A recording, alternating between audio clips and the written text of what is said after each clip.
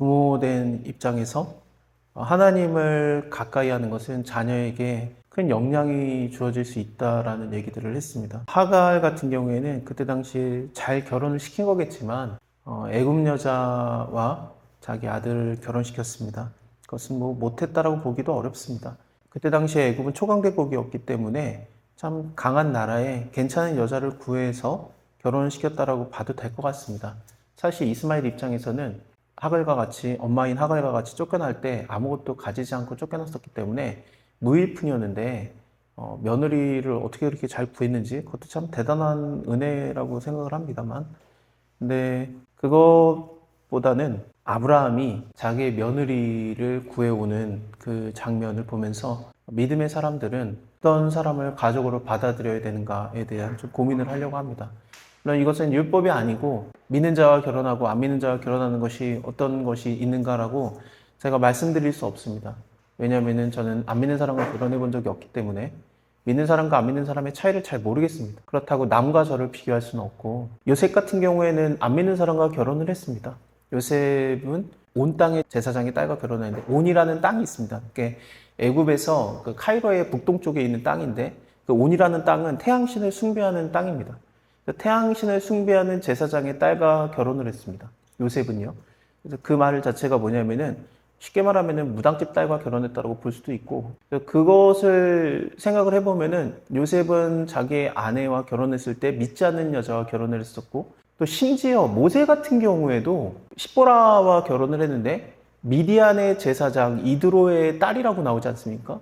근데 이드로가 미디안의 제사장이었는데 그 제사장이라는 게 여호와 하나님을 섬기는 제사장이 아니라 다른 신을 섬기는 제사장이었을 가능성이 훨씬 높습니다. 그런 걸 따지면 모세도 하나님을 믿는 여자와 결혼을 한 게 아니라 그냥 어떤 그 종교집의 딸과 결혼을 한 거고, 그거에 대한 증거가 어디냐면은 출애굽기 18장에서 이드로가 모세한테 찾아오는데, 시내산에 있는 모세한테 찾아와서 모세와 같이 대화를 할 때 그제서야 내가 여호와만이 진짜 신인지를 알았노라 라고 얘기를 하는 걸 보면은 여러 신을 믿고 있다가 이제서야 여호와 하나님을 믿는 자가 장인어른 이드로라고 생각할 수 있습니다. 그걸 보면은 모세도 믿지 않는 여자와 결혼을 했습니다.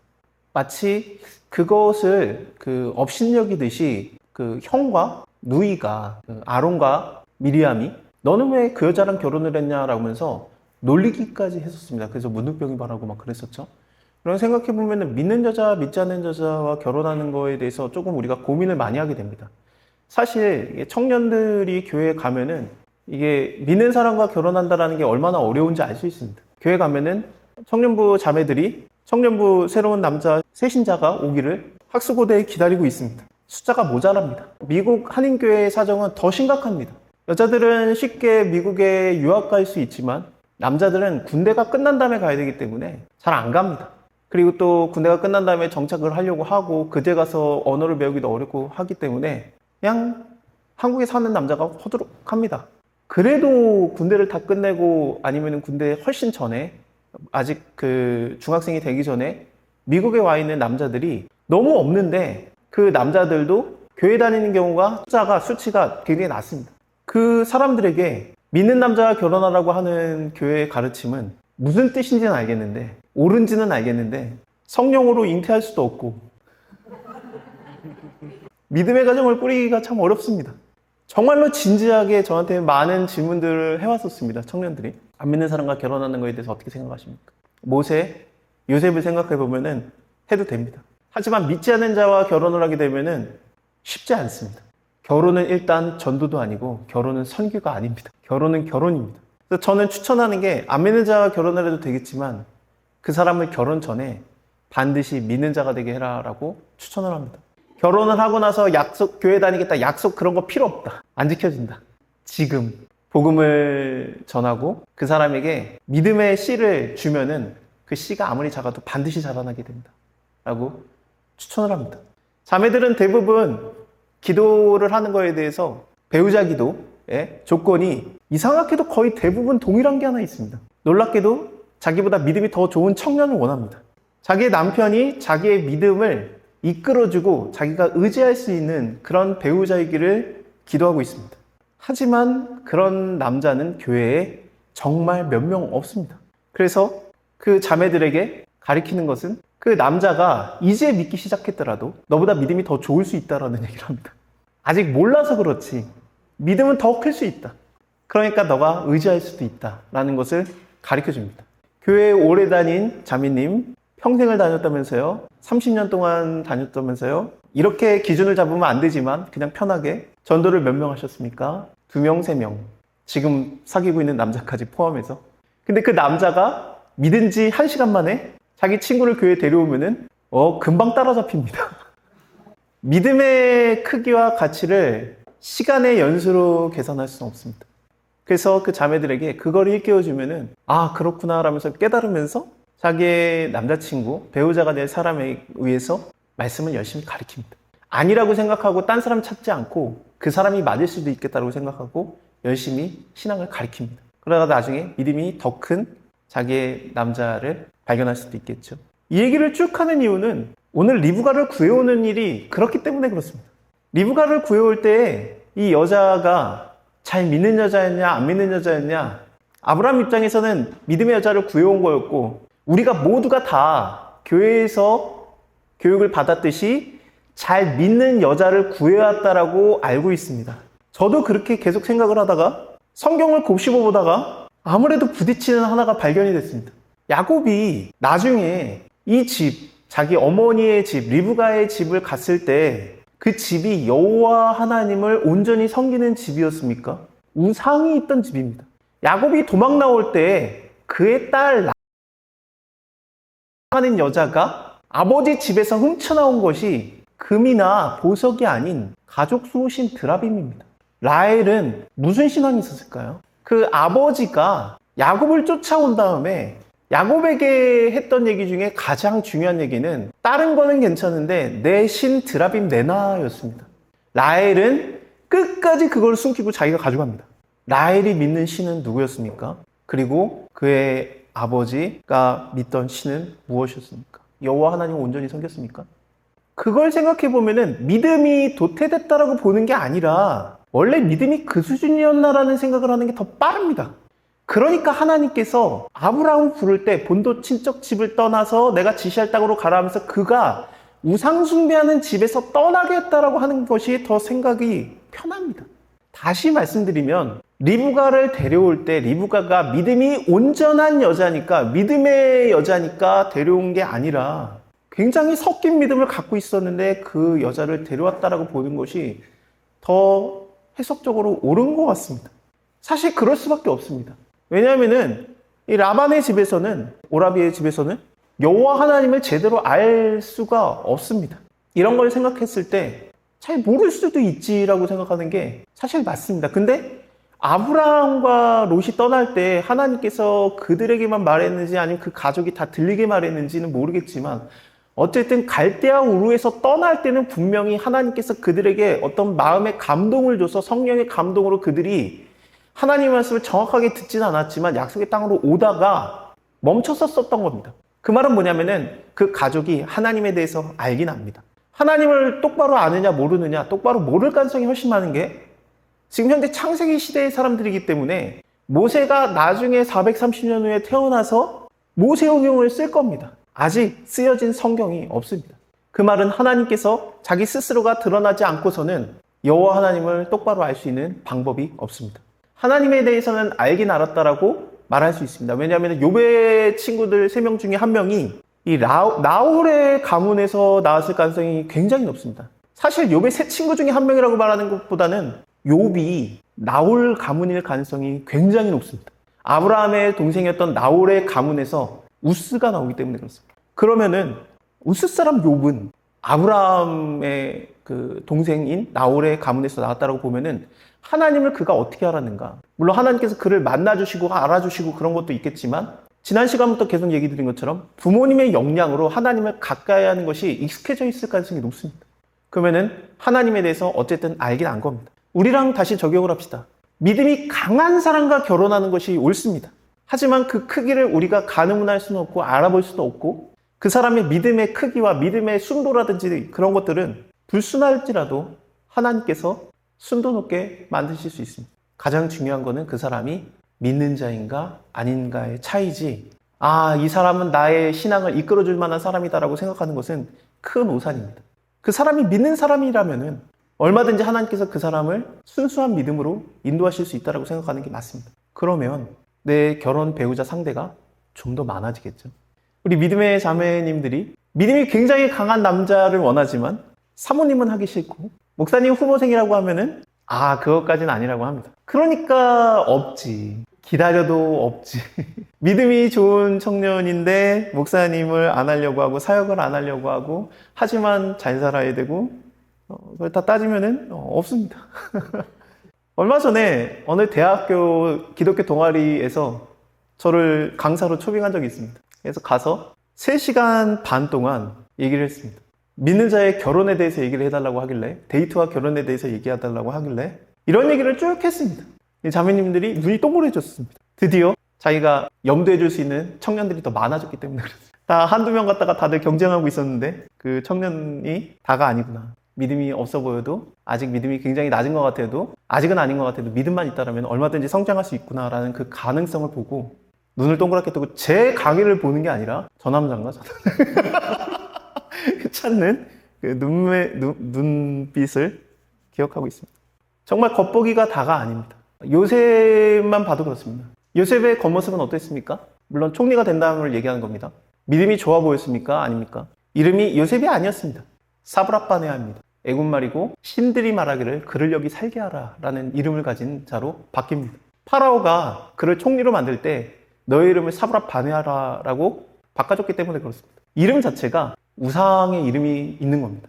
다니엘은 어떻습니까? 그 이름이 다니엘이었습니까? 이름이 바뀝니다. 벨드사살입니다. 우상의 이름이 들어가는 이름입니다. 하지만 그의 속사람은 어떻습니까? 완전히 하나님의 사람이었습니다. 그 사람이 어떤 기독교적인 위치에 있든 어떤 교회에서의 일을 하고 있든 겉모습이 그 사람의 속사람을 얘기하지 않습니다. 그 사람의 겉은 번지르하지만 속은 다 문드러진 해칠한 무덤인지, 하지만 겉모습은 벨드사살, 겉모습은 신들이 말하기를 그를 여기 살게 하라, 사드랍바리아, 머리도 자르고 마치 이집트 사람의 모습을 그대로 갖고 있고, 그래서 형들이 봐도 이집트 사람이라고 생각을 했기 때문에 자기의 동생이라고 생각을 못할 만큼의 완전한 우상숭배의 나라의 지도자의 모습. 말도 애굽말, 이름도, 그의 아내도 태양신의 제사장의 딸. 하지만 그의 속사람은 하나님의 사람이었습니다.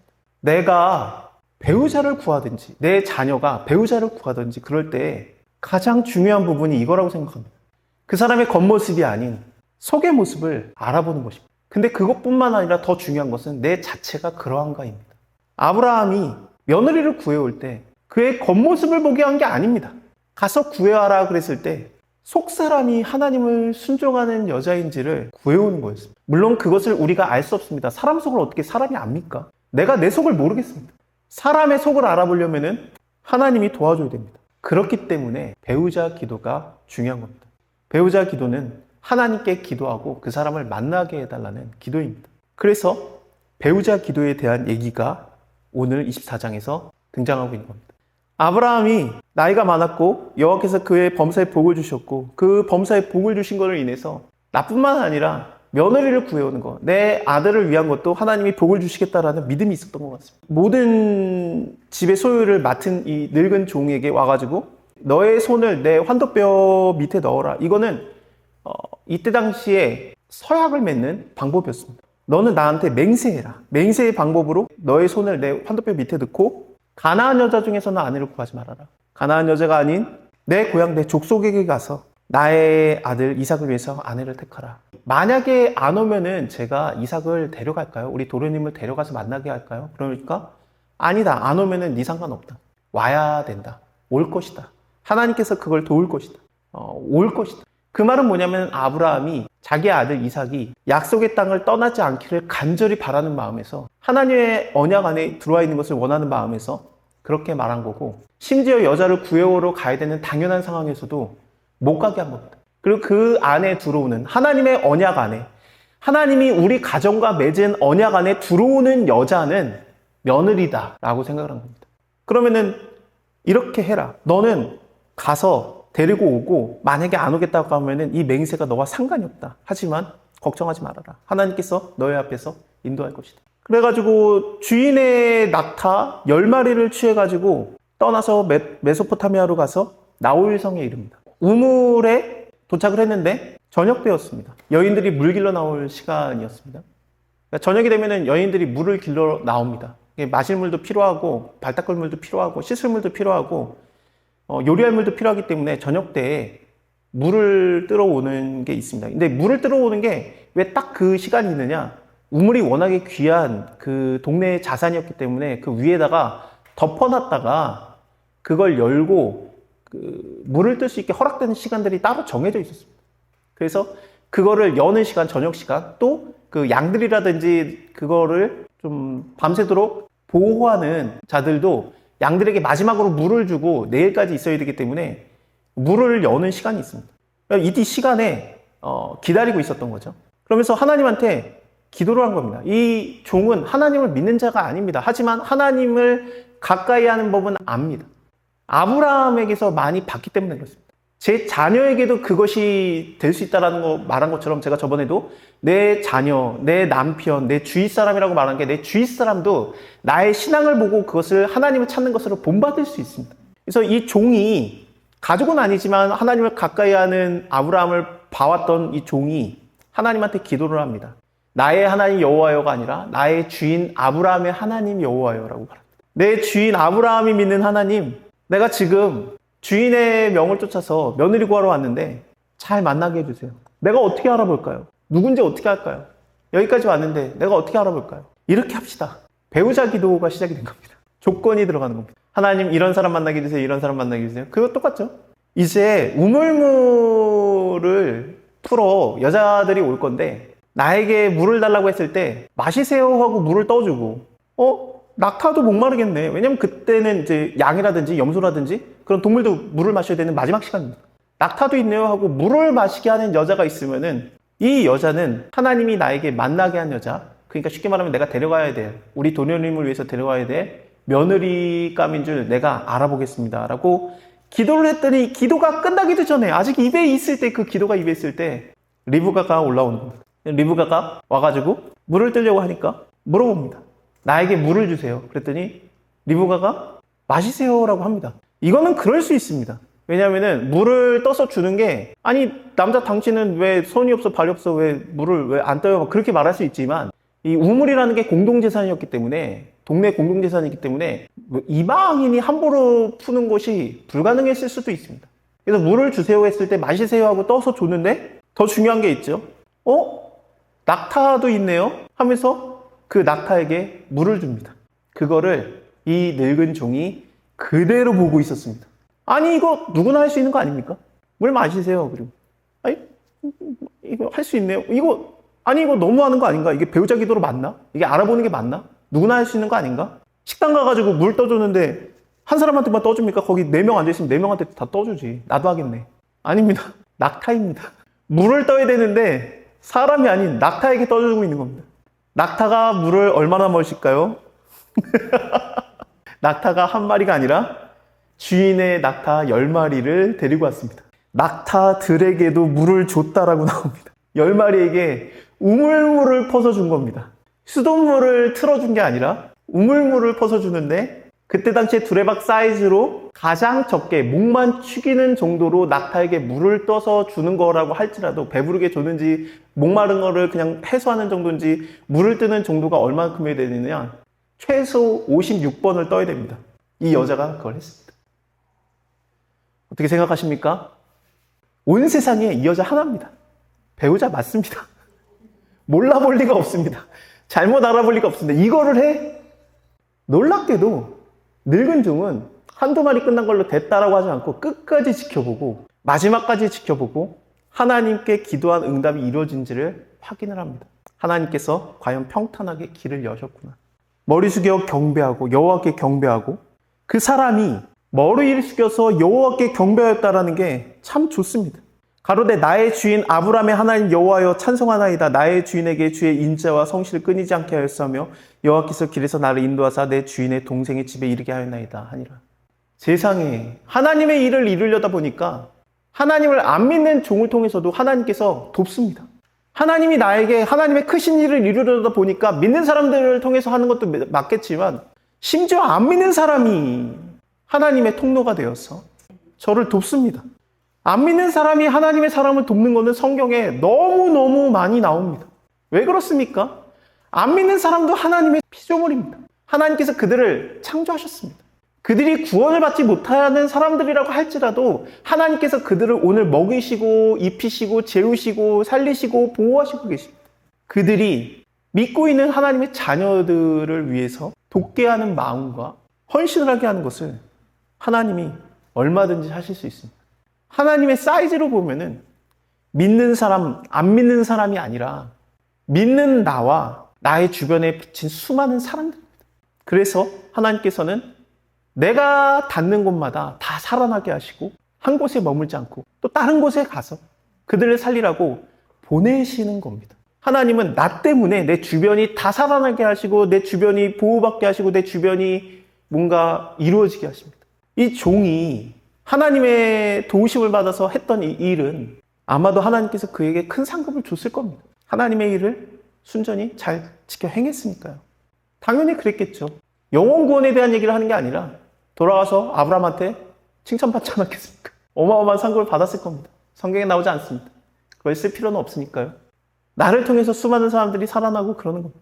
56번의 물을 펐던 일 잘하고 힘세고 마음씨 좋고 굉장히 또 아름다웠죠. 아름다운 여자를 며느리로 구해오는 것입니다. 하나님이 숨겨놨던 여자입니다.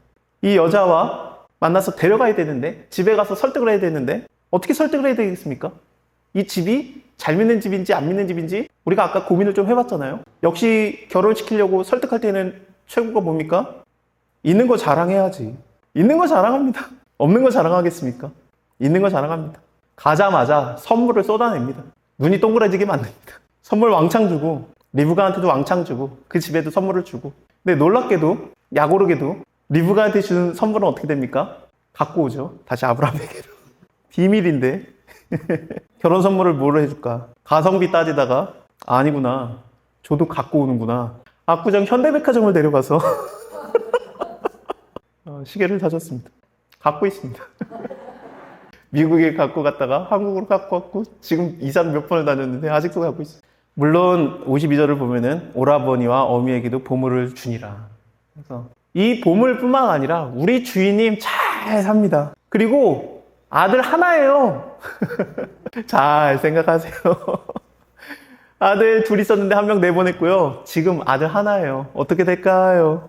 그리고 하나님께서 자기에게 이루신 일을 간증합니다. 내가 그렇게 되면은 이 사람이 하나님께서 나에게 만나게 해주신지 순적하게 만나게 해주신 줄 믿겠습니다 했더니 그 말이 끝나기 전에 리브가가 진짜로 그렇게 했습니다. 그랬더니 이미 선물을 받아서 마음이 풀어진 이 가족들은 막을 필요가 없죠. 너 마음에 들어? 갈래? 갈래요. 그래 가라 그러면서 바로 갑니다. 딸 가진 입장에서 이 집이 얼마나 황당했을까 생각을 합니다. 56번의 물을 스스로 퍼줄 만큼 일 잘하는 여자가 갑자기 사라진 겁니다. 이 집 입장에서는 큰 손해였는데 또 손해인가? 잘 믿는 남자와 결혼을 했더니 리브가를 통해서 예수님이 나올 줄 누가 알았겠습니까? 하나님의 약속 안에 거하는 가정을 이루는 것은 내가 지금 보기에는 아무것도 아닌 것 같고 내 딸을 보낼 때는 큰 손해를 내는 것 같고 저 남자가 과연 대단한가? 옳은가?